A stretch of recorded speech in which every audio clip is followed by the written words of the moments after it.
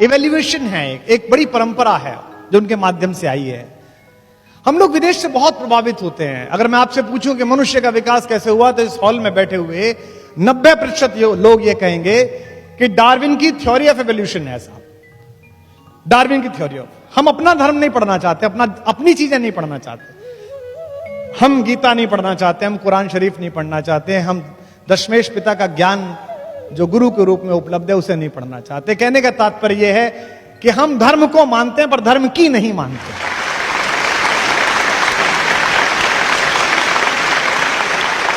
लेकिन आप ध्यान से देखें तो भारत में जो दशावतार की परंपरा है, जो हजारों वर्ष पहले, लगभग 5-6 हजार वर्ष पहले, तो इसकी कार्बन रेटिंग के प्रमाण है जिसके लिखे जाने के। डार्विन तो अभी आए हैं 100-200 साल पहले, वो बताकर गया है कि मनुष्य कैसे बना।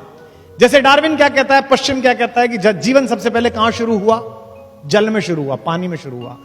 हमारा पहला अवतार कौन है? मत्स्य अवतार, मीन, मछली कहां पैदा हुई? पानी में पैदा हुई।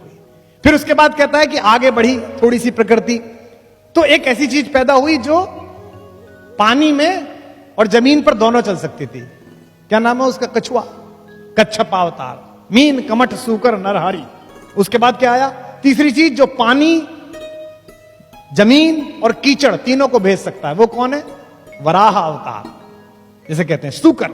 और उसके बाद मनुष्य बनना प्रारंभ हुआ, लेकिन पूरा नहीं बना। आधा पशु रहा, आधा मनुष्य बना। कौन बना? नरसिंह अवतार। देखिए थ्योरी ऑफ एवोल्यूशन चल रही है, अपने आप चल रही है, जो विदेशी समझ में नहीं आए।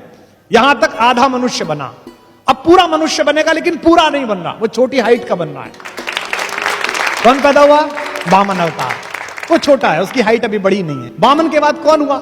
एक ऐसा पुरुष जिसे कहते हैं केवमैन, गुफा मनुष्य, जो कम कपड़े पहनता है, गुस्से में रहता है, हर समय कुलाड़ा हाथ में लिए लेता है, जिसका अपनी इंद्रियों और अपने क्रोध पे काबू नहीं है, जो अपने पिता के कहने पर मां की तरफ कुल्हाड़ा लेके चल देता है। कौन पैदा हुआ? परशुराम पैदा हुआ। देखिए आप, आगे चल रही है, जिनको समझानी पड़ी लक्ष्मण को कि ज्यादा उंगली मत दिखाओ, यहां कुम्हण बतिया को नहीं। परशुराम के बाद एक ऐसा मनुष्य पैदा हुआ जो है तो दीप्ति में परशुराम जैसा, लेकिन जो ज्यादा सामाजिक है, जो मर्यादा समझता है, जो इस प्रकृति में अब जो आगे चलेगा उसका नियामन करने आया है, उसकी मर्यादा स्थापित करने आया है। उसका नाम हुआ मर्यादा पुरुषोत्तम राम, जो पैदा हुआ। तो एक तरीके से डार्विन की थ्योरी के साथ साथ आगे बात चल रही है। लेकिन राम कैसे हैं? राम शांत रहते हैं, प्रिंस चार्मिंग है, मुस्कुरा देते हैं, ज्यादा गुस्सा आते हैं, बड़े सीधे हैं, बड़े सरल हैं, सीधी बात करते हैं, विनम्र हैं। जब उनसे कहते हैं लक्ष्मण कि आप कब्जा क्यों नहीं कर लेते हो, मैं प्रतिमा नाटकम पढ़ रहा था, उसमें मैं देखा, तो उन्होंने कहा 3 तरह के पातक होते हैं। जिस पिता ने रक्त दिया है उसके खिलाफ जाऊं, ये एक पातक है। जिस मां ने मुझे सगी मां से भी ज्यादा प्यार से पाला है, उसके खिलाफ जाऊं, ये एक पातक है। और पाप जिसकी सोच की सीमाओं के बाहर खड़ा होकर पराजित भाव से देखता है, उस भाई भरत के खिलाफ जाऊं, ये भी एक पातक है। तू मेरा भाई है, बता दे कौन सा पातक करके मरूं, बता कैसे करूं।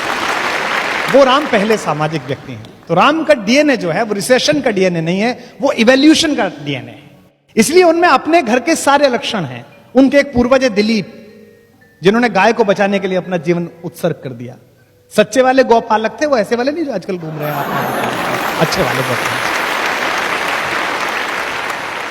वो उसकी तरह गौ प्रेमी है, गाय को बचाने का संकल्प कहते हैं। विप्र धेनु सुरहित लीन मनुज अवतार। तुलसीदास जी ने कहा विप्र, धेनु और देवताओं और संतों के हित में अवतार लिया है। दूसरे, वो अपने सबसे पुराने पूर्वज हरिश्चंद्र, जिन्होंने मणिकर्णिका घाट पर अपनी पत्नी से टैक्स मांग लिया था, और जब उन्होंने उस साड़ी को फाड़ा, वहीं से सतयुग के समापन की घोषणा हुई।